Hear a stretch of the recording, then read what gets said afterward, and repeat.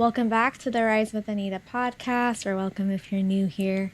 This is the space where ambition meets embodiment, where soul meets strategy, and where we explore what it truly means to become the woman you're meant to be. Today's conversation feels especially important because I think many of us have experienced moments where we know what we want, whether that's more love, abundance, success, or freedom, and yet somehow when those opportunities arrive, we find ourselves pulling back. We procrastinate, we overthink, we self-sabotage. Not because we're incapable of having what we want, but because there's often a part of us that doesn't yet feel safe receiving it.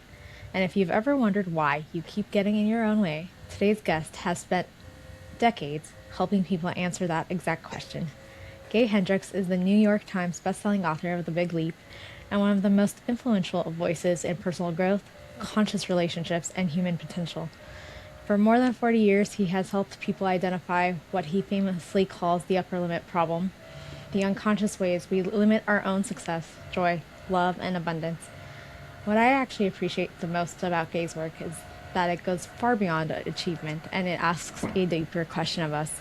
How much happiness, success, joy, and freedom are you actually willing to receive? So today we're going to be talking about upper limits, self-sabotage, relationships, abundance, and what it truly means to live in your zone of genius. But before we dive in, you already know I like to dive together. So if you're able to do so while listening, please place your feet on the ground, relax your shoulders, and just take a slow inhale through your nose for 4. Hold for 4. And slowly release through your mouth for 6. Again, one more time, breathing in for 4, holding for 4, and releasing for 6.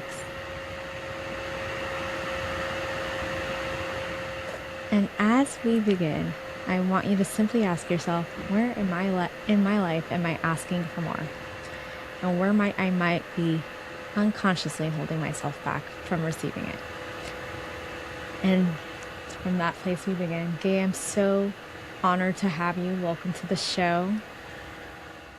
Thank you. Great being with you. So I love to start off my podcast with a simple question, which is, what is bringing you joy in this current season? Many, many things. I am blessed with a beautiful place to live, and I oftentimes like to just sit in my backyard and soak up the 25 years of things we've done, things we've planted, and vegetables we're growing and things like that, just to soak up the energy of my backyard. I love talking about our work, so I do a couple of hundred interviews a year like this, and so that always brings me joy. And I also, Katie and I have been together now 47 years, and the big secret is if you do a relationship right, it just keeps getting better and better and better and better and better. So, we were very happy when we were in our 30s, and we were happy when we were in our 40s. But now I'm in my 80s now, and I feel so much happier and crazy in love with Katie than I have, and so that's a rich source of joy for me right now too. That's incredible. And can I just say, your joy actually radiates off your face as you're talking about it. It's an amazing example that you've set of what it looks like to be joyful in every area. Thank you. Yeah. And also, I love that you have a green thumb. It reminds me a little bit of my grandpa. Well, that's a new thing for me. I've never really been a gardener. Katie's been magic with gardens and all that, and for many years, but we just never, I just never got into it. But this past year, I kind of decided I would grow my own vegetables, and so we had a couple of planters put up, and it's really a lot of fun. And I mean, it's some work too, but it's nothing like going out and making a salad based on just something I've clipped, off the off the garden, and 10 minutes later we're having a salad. It's just a good feeling. Yeah. Yeah. brings me back to a lot of memories. When I was growing up, my grandpa used to love being in the backyard, and he always had some sort of fruit and vegetable he was attempting to grow. So there was a lot of like bell peppers and different things and grapes. And so we had a very lucky childhood, I would say, of like being able to like eat something grandpa grew. And so when we moved to Vegas, though, some of the quality of that went down just because everything was burned. Well, you don't see a lot of vegetables gardens growing in Las Vegas, that's for sure. Absolutely not. Well, shifting gears, you've spent decades studying consciousness and human potential. What do you believe is the most misunderstood thing about growth? One big misunderstanding is that psychological and spiritual growth has to take place linearly over time. Whereas if you really think about it, the big things that shift your life are not things that take place over time, but are kind of sudden inner events or an outer event that triggers a big inner response. There's something that happens that propels us on a growth journey. Some people are just, born with a natural tendency to make the best of every situation, but most of us, like me, have to bottom out a few times or a few dozen times early on in our lives before we kind of learn how to navigate on this planet. There are certain really fundamental things that I think we ought to learn more in school and get taught more in school. Things like how to solve an argument without making anybody wrong, or how to tell something, how to speak the truth about something difficult in a non-threatening way. So things like that, we have to kind of bang around in different relationships as grown-ups to learn those things. But I think a lot of them could be taught to us very early on. But someday when I'm emperor of the world, I'll remake our educational system that way. But for right now, some of us have to bottom out a few times to learn the big lessons of life.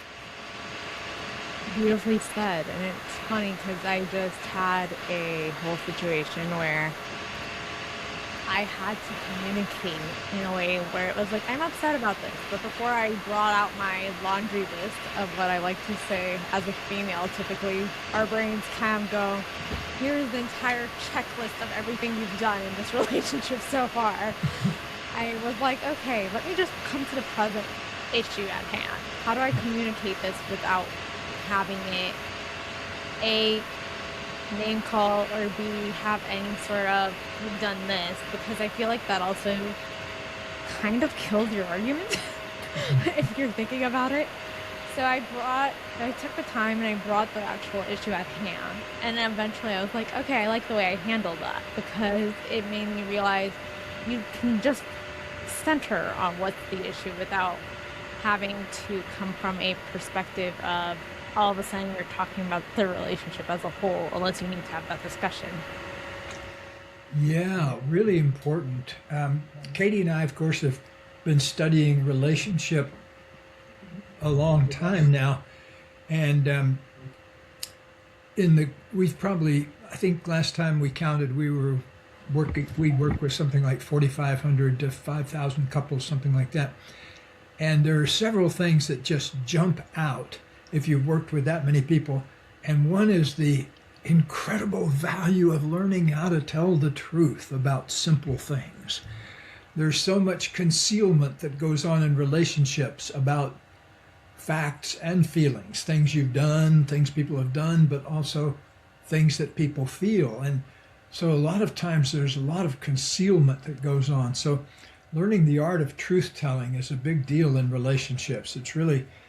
I've seen it produce real miracles right here in this office, where people tell the truth about something they've been lying about for 10 years, and it turns everything around in the relationship.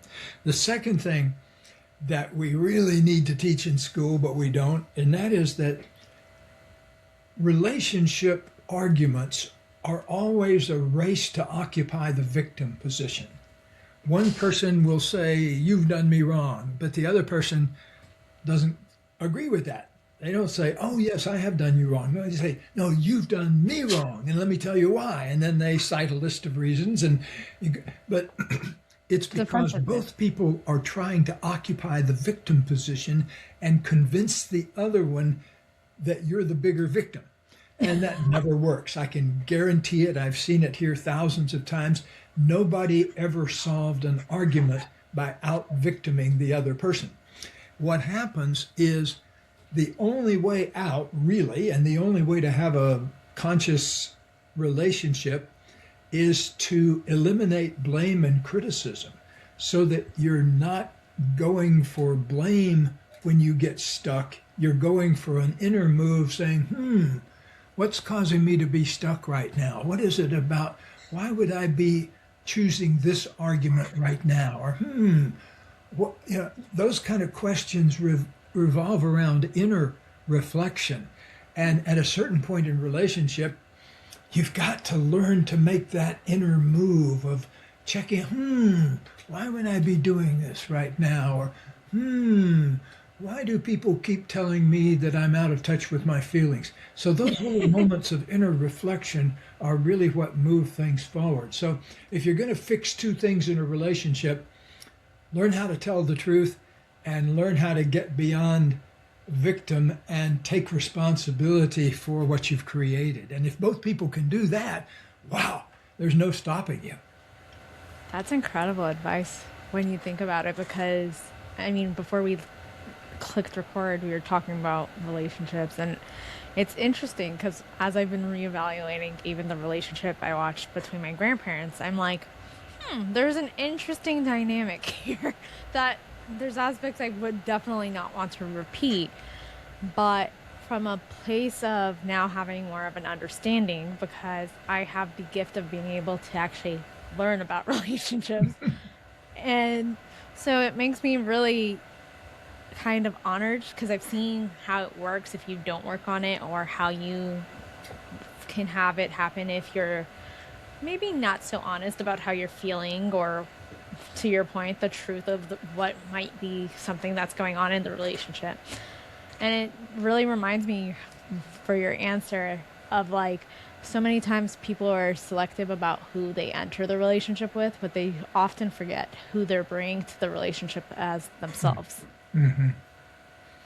Yeah, because everybody comes in to relationship with certain patterns. And, like a lot of patterns that we see here are control patterns. One person is trying to control the other person, trying to shape what they think, shape how much money they spend, those kinds of things. And they're doing it in a way that comes out of fear. Control always comes out of fear. It's okay to have a budget. You don't have to set a budget out of fear. But what happens if you're trying to control the other person's spending, that's often comes out of fear. So one thing that you have to get good at if you're going to be a human being on this planet, a growthful human being, is make friends with fear. Because that's the feeling that's down at the bottom of a lot of things that trouble us. There are three big emotions that people have difficulty communicating about in relationship. One of them is anger, and one of them is sadness, and one of them is fear. And a lot of people grow up in a family where anger is communicated loudly, boom, boom, boom, boom, boom, all the time. Other people grow up in families where it's kind of mute. People don't yell at each other or snap at each other. They kind of do it in a different way. And so there's all sorts of differences about how people come in. But ultimately, everybody's got to learn the same set of basic skills. How to tell somebody you're angry without making them wrong. How do you tell somebody you're sad without being a victim? How do you communicate your fear in a way that makes you more powerful, not weaker? So all of these things can be done, and frankly, they're not very hard. It's just a lot of people are very committed to not learning. A lot of people come in with kind of a finger in the air already to the whole process of relationship betterment. And so a lot of times, once we can get both people to agree that they want to move forward, it's not that difficult. But oftentimes, one person has got their feet dug in or one foot out the back door, and so they don't come to the counseling process in good faith. Very true.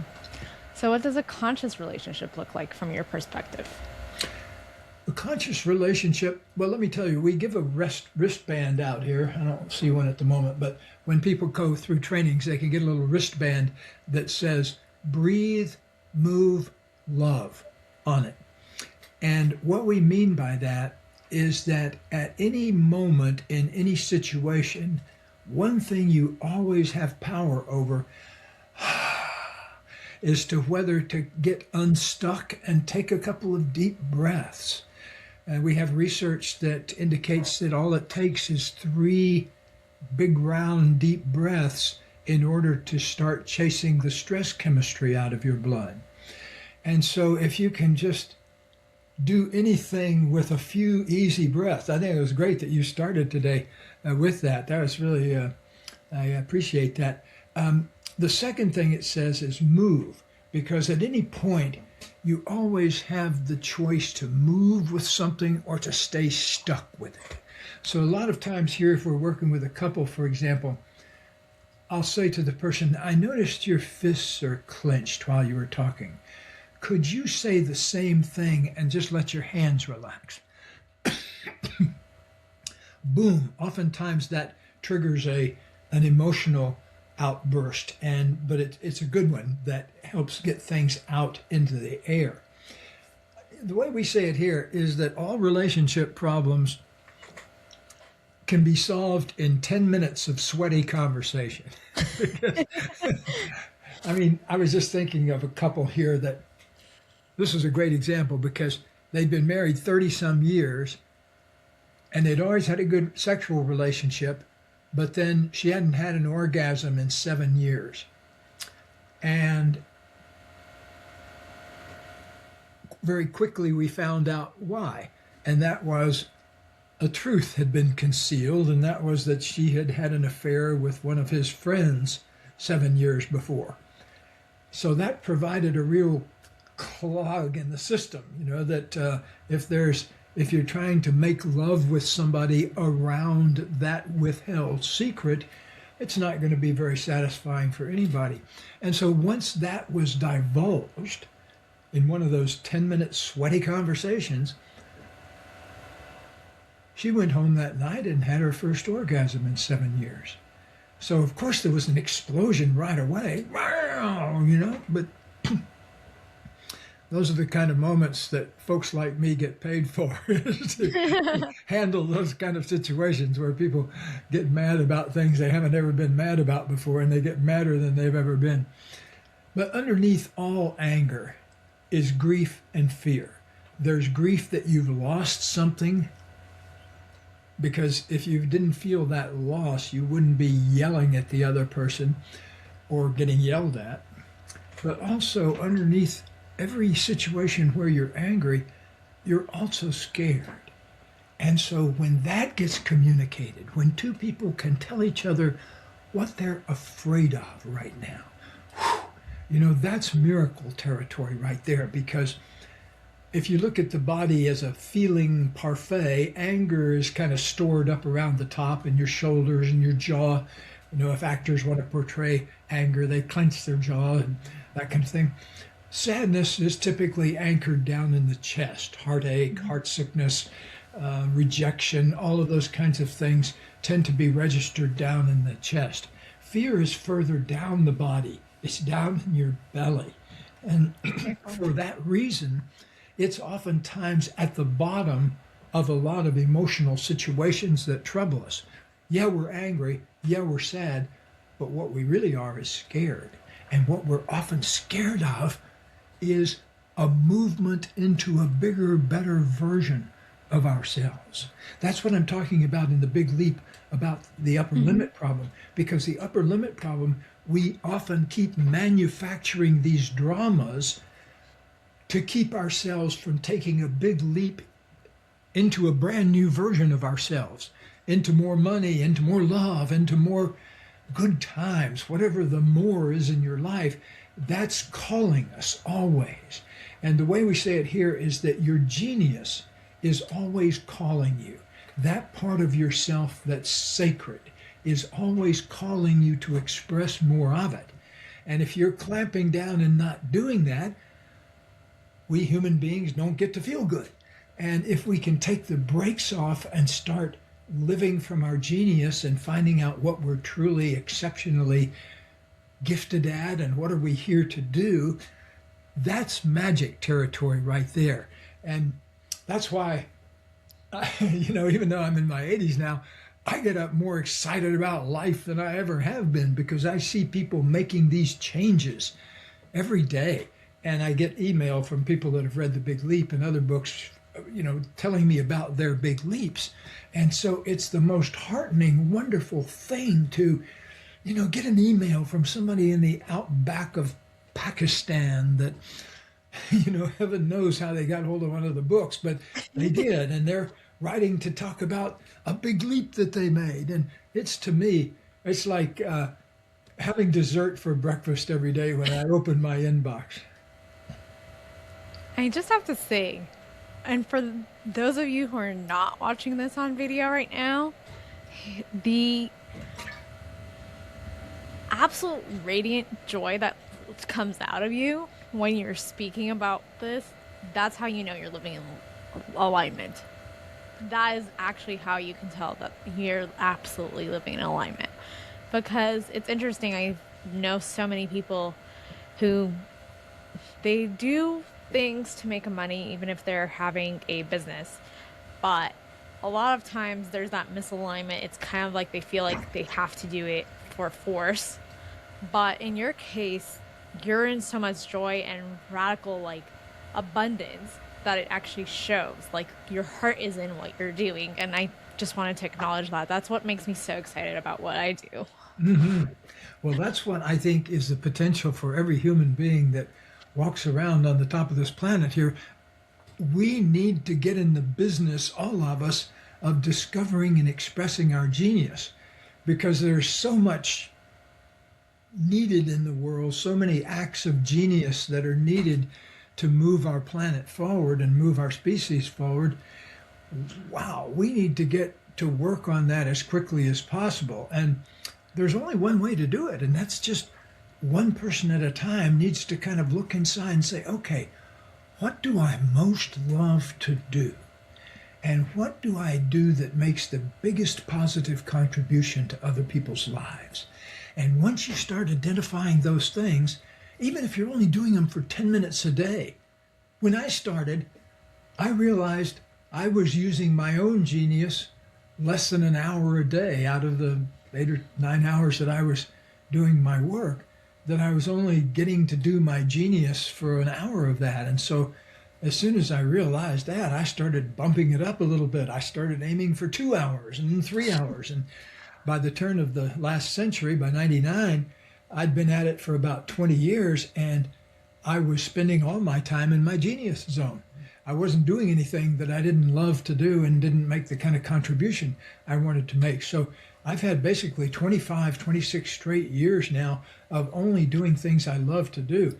And that's a great way to spend life. I mean, I talk to people all the time that wake up in the morning tired or bummed out because they can't figure out what they want to do with their lives. And I'll tell you, once you start identifying your genius, it's positively addicting in the best possible way.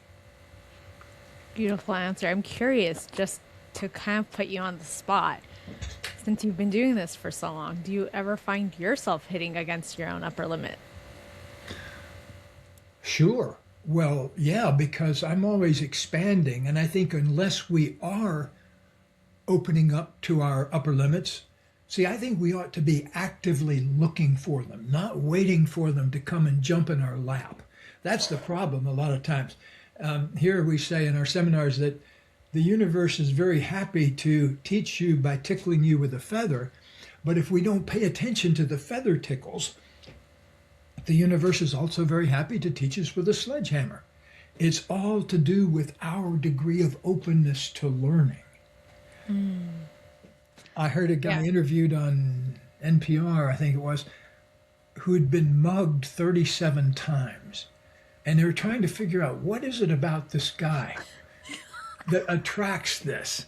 I mean, and once I heard the interview, I wanted to mug him. He was so negative and whiny and everything. And so a lot of times, if we're, it's really true in life that we do get what we radiate. And so if you go down the road radiating that the universe is a negative place, guess what aspects of the universe you're going to encounter? You're going to encounter the negative ones. But if you see, the way I look at it is the universe is in a vast conspiracy to bring forth my genius. And if I will just pay a little attention to it and go along for the ride, it will take me into magical places that I never knew existed. And that's the way it's actually worked, because I couldn't imagine when I first started the things that I would learn and the things that I would need to encounter in order to grow. And I don't think any of us do. We just need to take an open-hearted, open-minded attitude.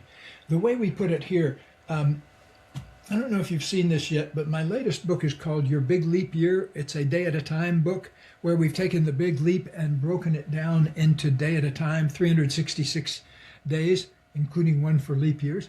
And, but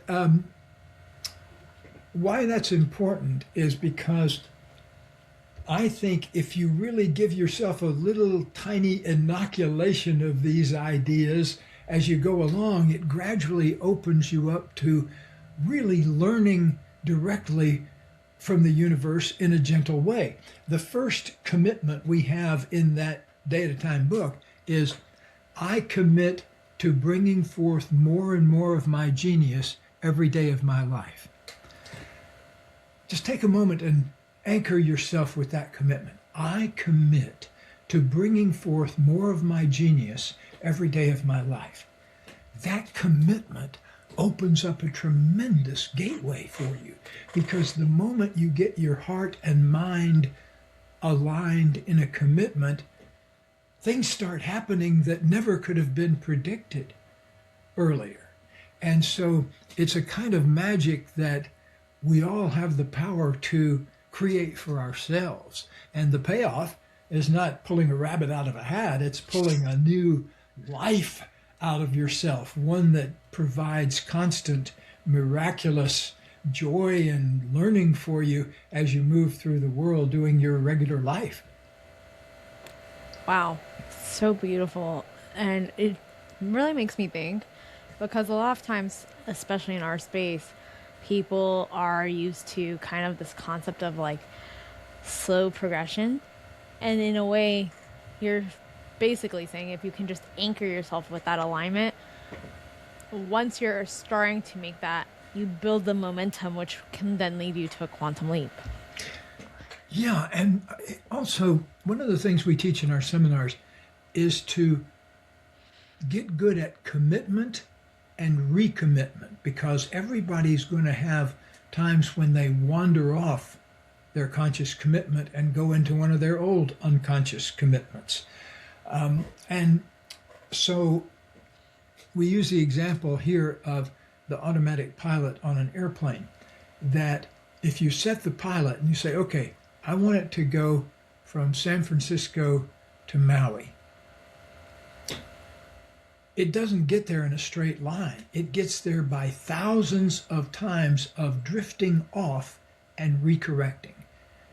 We're going to the right, let's correct to the left. And it does that thousands of times an hour, millions of times by the time it gets to Maui. And the key thing to remember is it gets there by being wrong most of the time, because it can recorrect, it can recommit. And so when you make a commitment, just know that you're going to wander off it, and get good at making the recommitment instead of, like I once was real overweight, and I would go on a diet, and I would be on my diet for about 3 days, and then I'd do something like have a piece of chewing gum with sugar in it.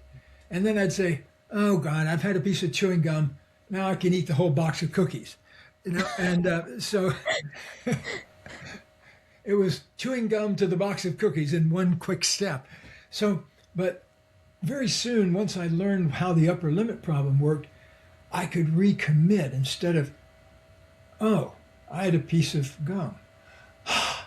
Okay, that was that. Now, I commit to my weight loss program. So gradually, I also had a kind of a miracle happen when I was 24. At the time I was overweight, I had a kind of an enlightenment experience the hard way where I slipped and fell on the ice and I I didn't knock myself out, but I kind of knocked myself out of my normal experience of myself for about 2 minutes. And it was like I could see all the way down through myself to all these emotions I'd never spoken about or addressed, going back to childhood. And I could also feel and see at the bottom of all my emotions was this immense space I call pure consciousness. And I'd never really seen that or felt that we just radiate this pure consciousness by virtue of our human beingness, and that yet we cover it up by all of these things that we don't let ourselves feel, don't let ourselves talk about, and that kind of thing.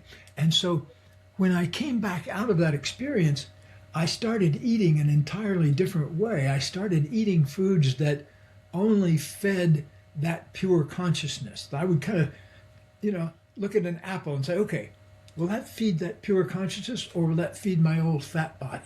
And it became very easy to distinguish between things I'd eaten before and things that fed my pure consciousness. So within a year, my whole body changed. And so, but it was acts of consciousness that I think really does the job. And that's another thing that I think that human beings are poorly trained on, and that is the art of wonder.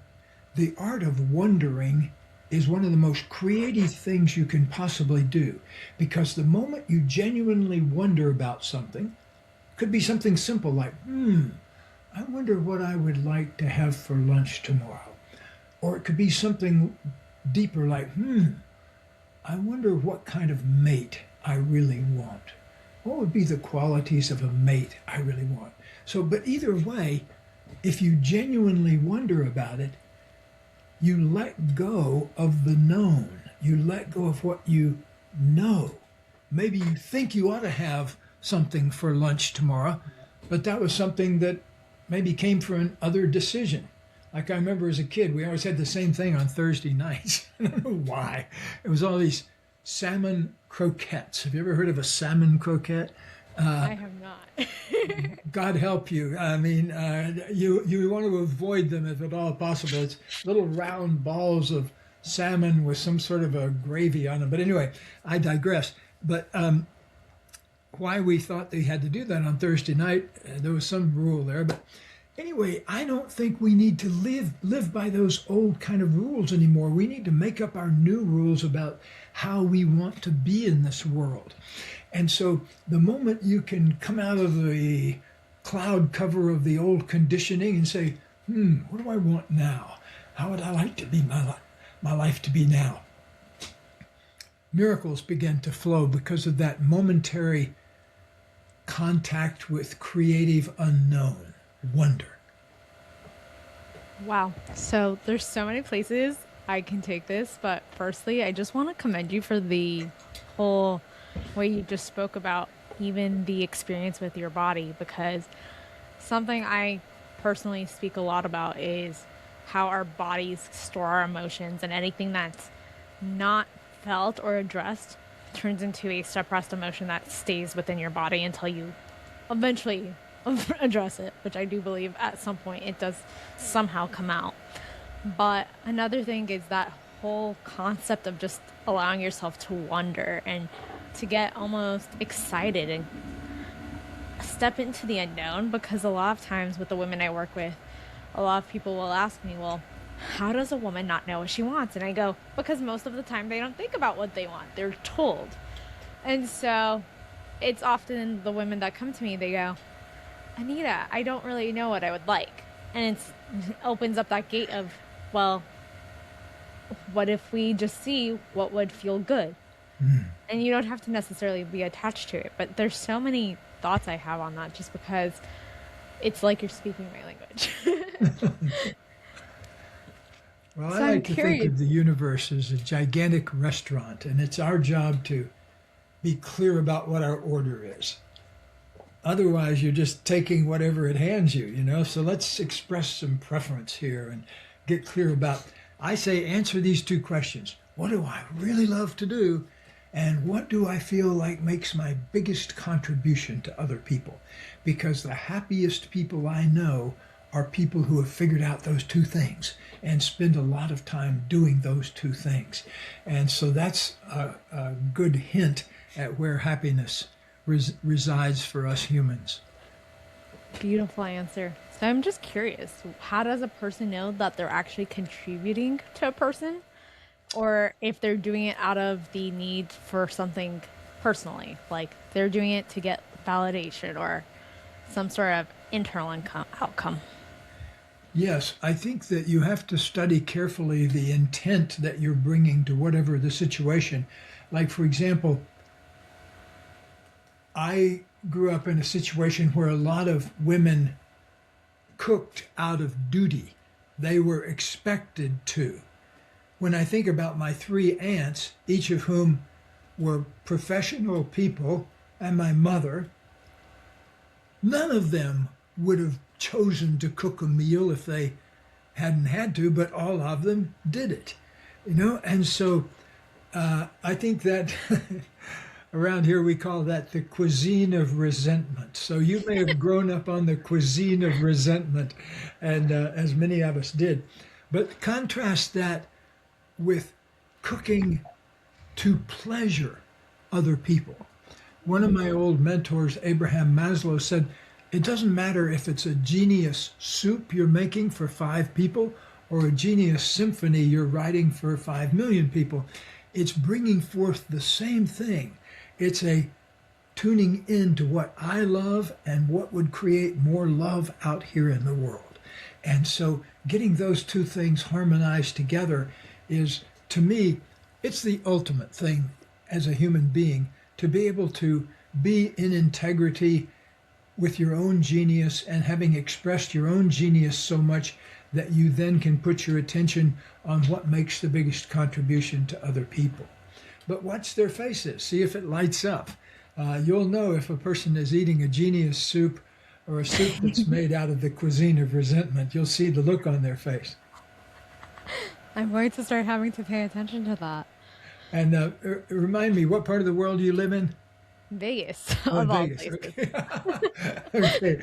Well, that's one of the world's more exotic places. I always think if the aliens come from outer space, that's probably where they're going to land, is right there on the strip, you know?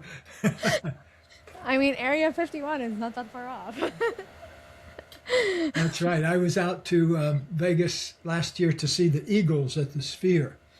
My wife and I came out for that, and I had the pleasure of seeing the Eagles in the Sphere. And 50 years after being asked if I wanted to go to an Eagles concert at a junior high gymnasium for $2. That was 50 years ago when they were first getting started. So I can tell you that my trip to the Sphere cost more than $2. I mean, I would think so. That's incredible. So you've actually watched them kind of in terms of their career as they've unfolded into where they are now. Yeah, well, I was actually where they got started at the time. And but there was a lot of folks like that around at the time. There was another big person at the time was Jackson Brown, and then Crosby, Stills, and Nash. They kind of came out of that same area Yeah. out here. Very cool. So I'm curious, in your professional opinion, why do you think most people often tolerate stress more easily than they can tolerate sustained joy, love, or ease? What a great question. Yeah, well, it reminds me of one of the sayings we say that fear is excitement without the breath. that the same machinery that drives fear also drives excitement in your body if you're, it's like greeting fear with openness rather than closedness. When the great earthquake of 1906 hit California, John Muir, our great naturalist, was in a cave camping up in Yosemite. And in his notebook, he said, there was a great rumbling in the earth, and I rushed out to see what I could learn. That kind of openness to learning. The rest of the world is diving for cover, and he's opening up. Or like Thomas Edison, he lived a mile or so from his laboratory, and one night it caught fire, and there was nothing he could do about it. It was burning, and he went and woke up his little boy and said, come look, our laboratory is burning. You'll never see anything like this again in your life. And so to look at that kind of thing with an open mind and an open heartedness, that's heroic in my view. Most of us aren't confronted with something like your lab burning down. What we're confronted by is the possibility of having more love in your life, or the possibility of having more abundance, or having better contact with your kids. So whatever we feel stuck around, there's an invitation there to something bigger and better that's trying to break through. So let's look at our glitches and itches and twitches and barriers and things like that as flags waving at us that says possibility on it, not stop and hide or go hide in a cave or anything, but get busy figuring out what your fear is and how to turn that into excitement. I love that. Get busy thinking about how you can turn your fear into excitement, which usually it's basically the same emotion, just wrapped up in a disguise. Yeah. And like it says, if you resist that by holding your breath and lock up, things get very tight very quickly and you don't feel very good. Yeah. So it's interesting because something that I've been really witnessing in my own clients is they start to get onto this trajectory where they have the momentum, but a lot of times they get to this place of they're growing quickly, but their identity hasn't yet caught up. So in your opinion, what is it that causes that lack of integration for the identity? Well, alignment, keep in mind the word alignment. Getting aligned, what does that really mean? Well, it means being aware of and linked up with a couple of main things. First, are you in integrity with your speaking? Is what comes out your mouth the same thing that you're feeling inside, or is there concealment there? So that's one place to look for lack of alignment. And a second place to look for lack of alignment is whether there's any area you are still operating from the victim position and thinking of other people as the perpetrator. If you can identify places where you feel victim, that's a potential growth gold mine for you, because there's something about that situation that's attractive to you. If you feel like you're the victim of somebody else, it's often because you envy something about them or wish there was something about you that resembled them. Otherwise, you wouldn't feel victim. And so we need to go out and kind of get ourselves weaned away from the tendency to jump into the victim position and start taking responsibility for exactly how we are and how we have created life. Because the moment you can take responsibility for it, you can change it.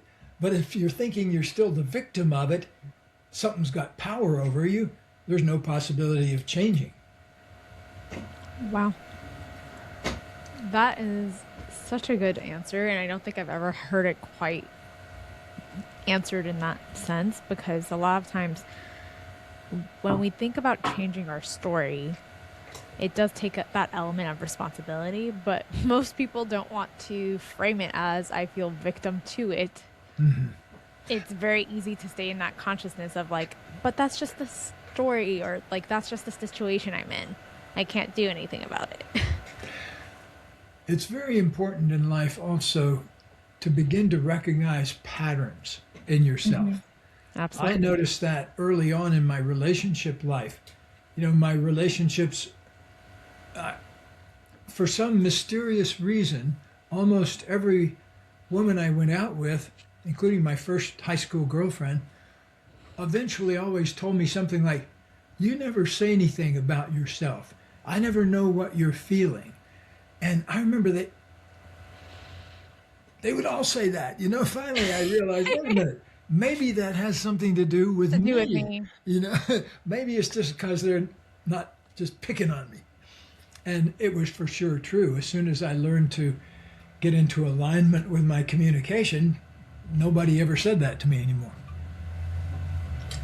Interesting. I love that you brought us to patterns, because that's actually what my question that was coming up was many people are actually aware of our patterns, but yet they still find themselves continuously repeating them.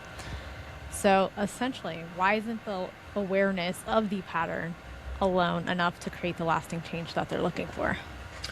Well, that's a very good point. I appreciate you bringing it up, because back to that thing I said about, remember how you need to really own where you're at before you can make a clear choice about where you want to go.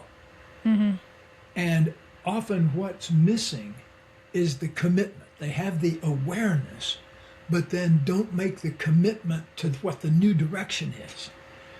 And so there's kind of two steps to it. One is being with yourself, loving yourself where you are, owning yourself where you are, getting out of the victim position and saying, okay, for whatever mysterious reason, I created it this way. Wow, I don't know why, but oftentimes it's owning it will give you access to why you did it in the first place. Once you own something, then you say, oh, I see why I did that. But the moment of ownership is important, but then the next moment of saying, okay, I get where I am. Now, where do I want to go? Where is the place that's going to bring ultimate satisfaction for me? I think every human being, I have a book called 5 Wishes, and in it I say that every human being, in my view, has the capability to do 4 or 5 big things in their life. Most people don't have what it takes to do 20 big things. Maybe some people do. But having a great marriage or having a great relationship, that's one big thing. Having a good career, that's one big thing. Having communion with your friends and family, that's a big thing. And you've got to identify what your big things were. When I created my big 5 list, it was number 1, I wanted to have a certain kind of relationship with a woman that I'd never had before. Now I've had it for 47 years, but there was a point where it was a mystery to me how that might even be achieved. The second thing I wanted to learn how to write from my heart instead of from my head, because I'm an old Stanford PhD, that I can intellectualize with the best of them, but oftentimes it's communicating from the heart is where things are really best communicated. A third thing, I wanted to live in a state of completion with all my friends and family, colleagues. I didn't want anything to be unsaid or, unexplored in the relationship among the people I cared about. And a fourth thing, I wanted to learn about whatever is God or the creator force here. I wanted to learn as much as I could about that. And the fifth thing is I wanted to always be kind of surprised by life and learning from every moment. I wanted to be present for the moments of my life. And so those became, when I was 34 years old, I figured out those 5 things. And once I started orienting myself toward them, they all became very doable.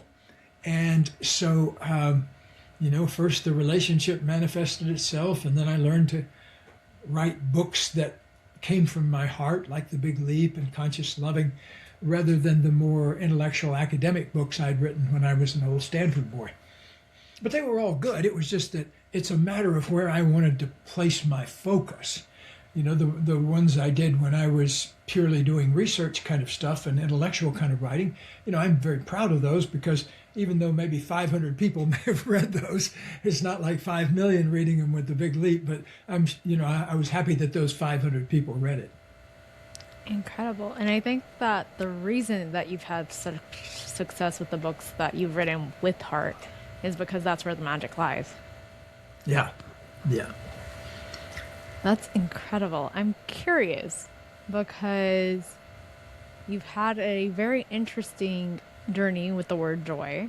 So what have you personally had to learn about receiving joy in your own life? Say that again. What have I what? Had to learn about receiving more joy in life. Oh, yeah. Well, one was my daughter, who's in her 50s now, but when I was learning a lot of these things, she was still little and growing up. And I remember even up until the time she was 8 or 10 years old, I never really learned how to be with her, to really connect with her. And part of it was due to the circumstances that her mother had left when she was only 4 years old, and the family had kind of split up and all that. And that left an impression on her, obviously. But I remember it took time for me, and I didn't even realize I didn't have a good connection with her. I thought that was the way I was. But then I realized that there was a whole level of depth to it. I hadn't received her. I hadn't received the love she was trying to give me. And so that was a big thing for me, to not just have parenting be a one-way relationship, that I was receiving from her and I was open to learning wisdom for her. I didn't figure that out till she was in the 5th grade.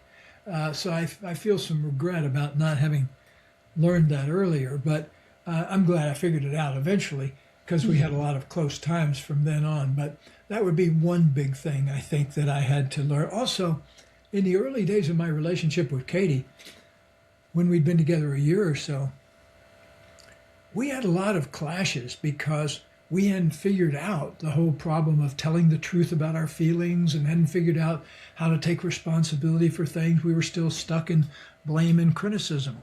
And I can remember a particular moment about a year into the relationship where I was criticizing her about something. And all of a sudden, I realized that I was afraid inside. My voice sounded like I was angry about something, but I felt inside I was scared. And so I remember stopping right in the middle of the yeah, and saying, I just realized I'm scared. What am I scared about? Oh, I'm afraid I'm going to lose you. And it just popped out of my mouth about what I was afraid of. And I think it was, the thing I was afraid of was, if we couldn't work out these certain things, I was going to lose the best relationship I'd ever had, and then I'd be doomed. That was my thinking. And so fortunately we got it figured out, though, and really got on the right track and started opening up to the genius of ourselves and the genius of our relationship. And there was this one night I remember sitting in front of the fire with Katie after running a couples group for maybe 10 or 12 couples. And we were sitting there in front of the fire, and we sort of looked at each other and we said, we've got to take this stuff public. These things we're doing, these processes we're using, the ones that are in Conscious Loving, our book Conscious Loving, are so works so well that we've got to write a book about it. And so that was before Conscious Loving. But I remember the intent was formed right there as a couple to bring this project forth. And so writing a book is hard work. You got to do it for a year oftentimes. And so, but the whole writing of the time, we were on that moonbeam of conscious creativity. We were locked in on that particular energy stream. And that energy stream can be gotten by really making a commitment with another person to bringing forth something positive.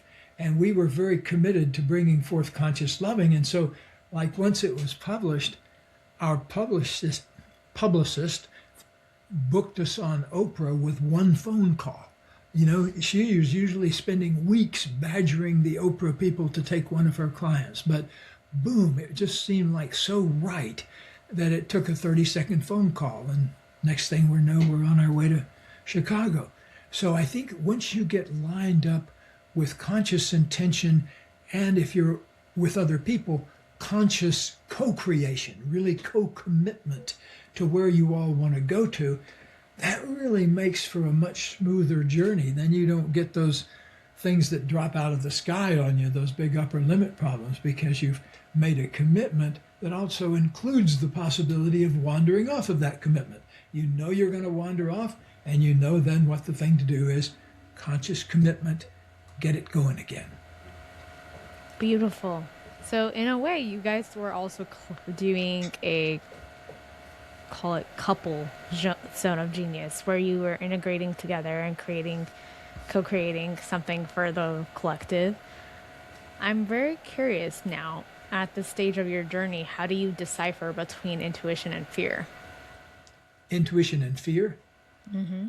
One good way is to get good. I got good at identifying what fear feels like in my body. So I can tell just like that. You know, most people learn how to tell something like when to go to the bathroom. Mm-hmm. And most of us have figured that out by the time at least we get into graduate school, let's say. But most of us learn that by the time we get into school.